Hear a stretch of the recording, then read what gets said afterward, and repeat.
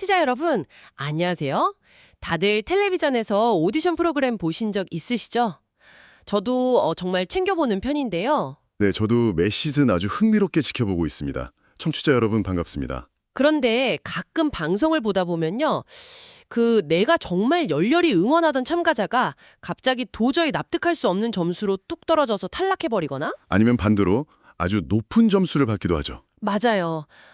저 무대가 저렇게까지 점수가 높다고 하면서 화면만 뚫어져라 쳐다보면서 고개를 갸우뚱했던 경험 다들 한 번쯤 있으실 겁니다. 오디션 프로그램을 끝까지 다려보신 분들이라면 그 가슴 한편에 남는 특유의 묘한 찝찝함이 뭔지 너무나 잘 아실 텐데요. 네, 바로 그겁니다. 오늘 우리의 심층 탐구는 바로 그 찝찝함의 실체를 데이터와 대중의 반영을 통해 아주 낱낱이 해보해보는 시간입니다. 기대되네요. 오늘 다룰 자료가 구체적으로 어떤 내용인가요? 오늘 저희가 파헤쳐볼 흥미로운 분석 자료는 유튜브 채널 뽕뉴스에서 다룬 미스트롯4 준결승 진출 논란 및 순위 급등의 이유에 대한 영상 내용입니다. 아, 그 영상이군요. 본격적인 분석에 들어가기 앞서서요. 오늘 저희가 꼭 명확히 짚고 넘어가야 할 아주 중요한 전제가 하나 있습니다. 네, 아주 중요한 부분이죠. 오늘 저희 두 사람의 대화는 이번 자료에 등장하는 특정 참가자들의 노래 실력을 깎아내리거나 반대로 특정 누군가만 옹호하려는 목적이 절대 아닙니다. 그럼요. 절대 아닙니다. 또한 심사위원분들의 음악적 전문성이나 권위를 비판할 의도 역시 전혀 없다는 점을 분명히 말씀드립니다. 저희는 오직 오늘 분석할 영상 자료 안에 담겨있는 객관적인 데이터, 즉 점수의 격차라던가 대중의 엇갈린 반응만을 중립적으로 볼 겁니다. 맞습니다. 이런 극단적인 결과를 만들어낸 평가 시스템의 구조적인 특징만을 객관적으로 전달해 드릴 예정입니다. 시청자들이 특정 무대에는 왜 환호했고 또 다른 무대의 결과에는 왜 분노했는지 그 이면에 깔린 시스템의 문제를 들여다보는 것이죠. 철저히 이 영상 자료라는 렌즈를 통해서 현상을 바라보는 겁니다. 자, 이제 본격적으로 파헤쳐보죠. 과연 미스트롯4 준결승전에서는 무슨 일이 있었길래 시청자들의 반응이 이토록 폭발했는지 그 진실을 탐구해 보겠습니다. 가장 먼저 1라운드 개인전 상황부터 짚어봐야 할 것 같네요. 제가 이 영상을 보면서 느낀 건요. 한마디로 역대급 고득점의 향연이었다는 거예요. 점수들이 막 정말 하늘을 뚫을 기세로 올라가더라고요. 네, 사실 오디션 프로그램이 준결승쯤 오면 참가자들의 실력이 상향 평준화가 되거든요. 그래서 점수가 전반적으로 높아지는 건 어느 정도 자연스러운 현상이긴 합니다. 아무래도 다들 실력자들만 남았으니까요. 하지만 이번 미스트롯4의 1라운드는 그 점수 상승폭이 대중의 예측 범위를 완전히 벗어났다는 게 영상에서 지적하는 핵심 포인트입니다. 이른바 오버어치버, 즉 기대 이상의 압도적 점수를 받은 참가자들부터 묶어서 볼 필요가 있어요. 대표적으로 윤서령 참가자와 길영원 참가자가 있죠. 윤서령 참가자 점수가 무려 1468점이었어요. 개인전 최초로 1000점이 등장했던 무대 맞죠? 정확합니다. 장윤정 마스터가 사람을 집중시키는 강력한 힘이 있다. 현역들도 하기 힘든 감정의 절제를 해낸다. 라며 극찬을 아끼지 않았죠. 관객석에서는 무대를 보며 눈물을 흘리는 분들도 화면에 잡혔고요. 대중들도 이 점수가 발표됐을 때 이번 준결승전 1위는 확실히 윤서령이겠구나 하고 납득하는 분위기였어요. 무대의 몰입도가 그만큼 훌륭했으니까요.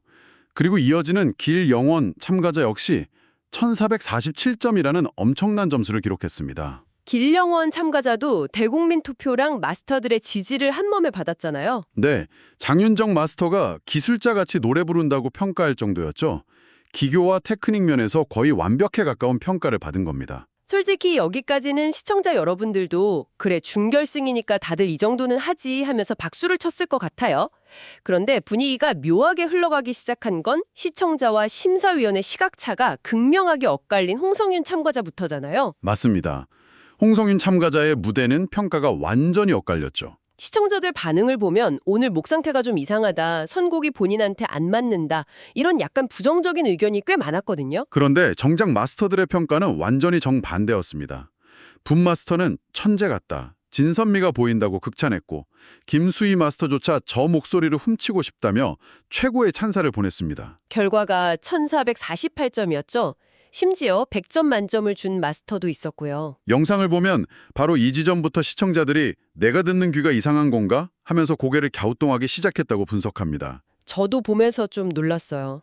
근데 솔직히 오디션 프로그램 특성상 심사위원이 정말 마음에 드는 참가자에게 점수를 몰아주는 건 예전 시즌들에서도 종종 있던 일 아닌가요? 아주 예리한 지점이네요. 물론 마스터 개인의 취향이나 전문가적 안목이 반영되는 건 오디션의 본질 중 하나입니다. 하지만 대중이 분노하는 건 그 격차의 정도입니다. 격차의 정도요?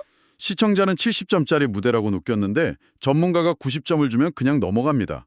하지만 시청자는 50점이라고 느꼈는데 전문가가 100점을 줘버리면 그때부터는 평가 시스템 자체를 의심하게 되는 거죠. 전문가의 안목을 신뢰하는 게 아니라 시스템 자체를요. 그리고 그 의심이 확신으로 바뀌는 결정적인 순간이 바로 허찬미 참가자의 점수 발표였죠. 네, 그 점수는 정말 모두를 놀라게 했죠. 저는 진짜 제 눈을 의심했습니다. 1500점 만점에 1498점. 아니, 박세리 마스터 단 한 분 떼고 전원이 만점을 줬다는 거잖아요. 도대체 무대에서 무슨 일이 있었길래 이런 점수가 나온 걸까요? 허찬미 참가자는 걸그룹 출신이라 그동안 화려한 퍼포먼스 위주의 무대를 주로 선보였습니다. 그런데 이번에는 퍼포먼스를 완전히 빼고 오직 정통 트롯 가창력 하나만으로 정면 승부를 본 겁니다.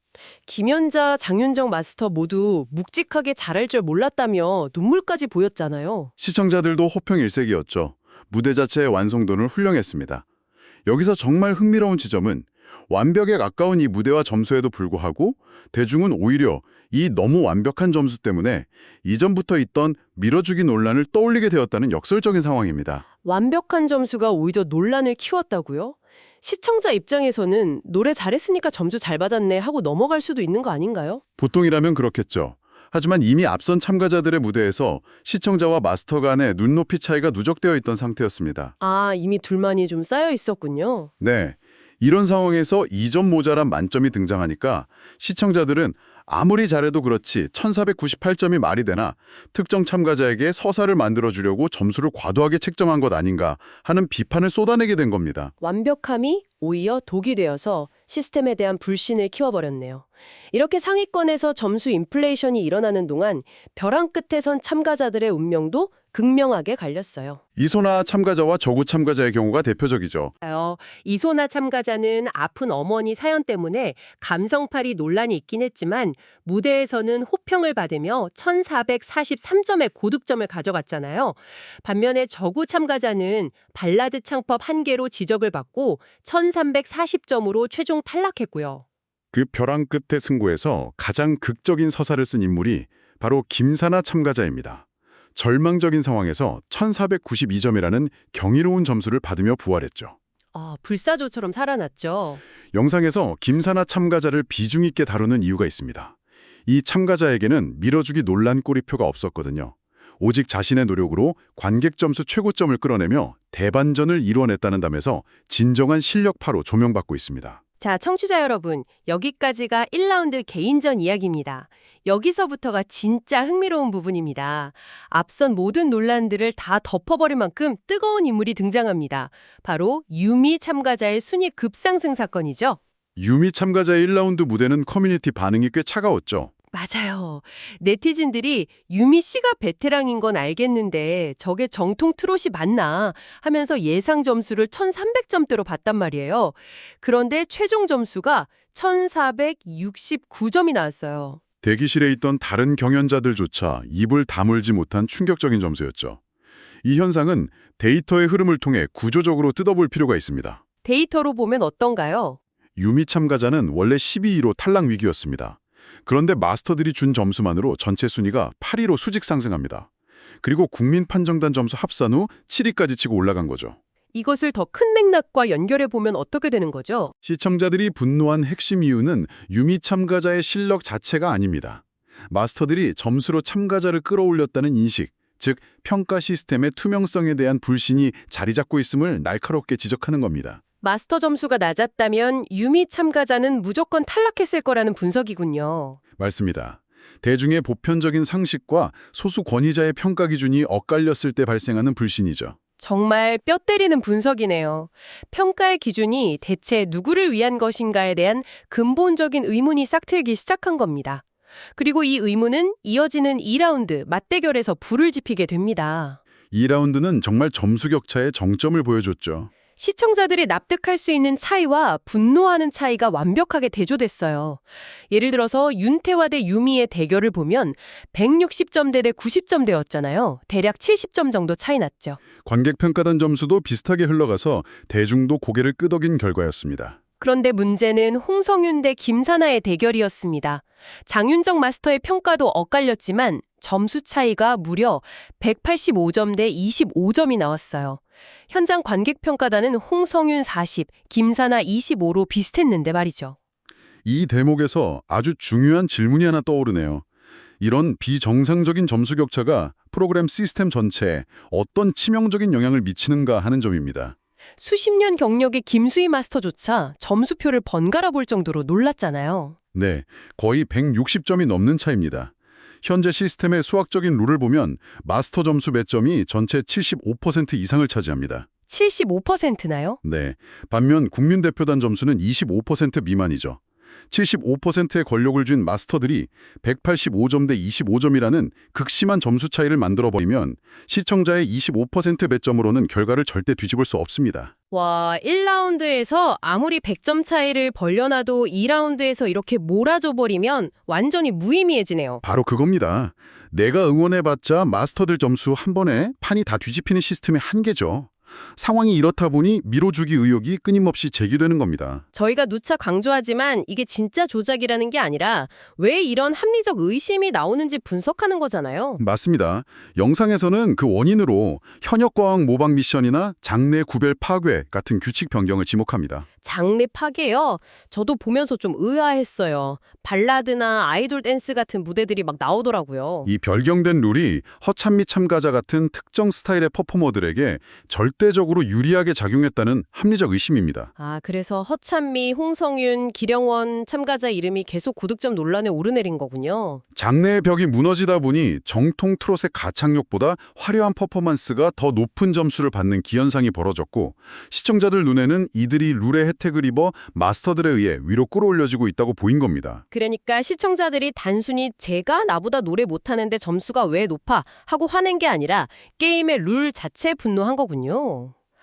그래서 이 모든 게 대체 무슨 의미일까요? 아주 중요한 질문입니다. 오늘 탐구한 내용은 단순히 누가 노래를 더 잘했냐의 문제가 아니에요.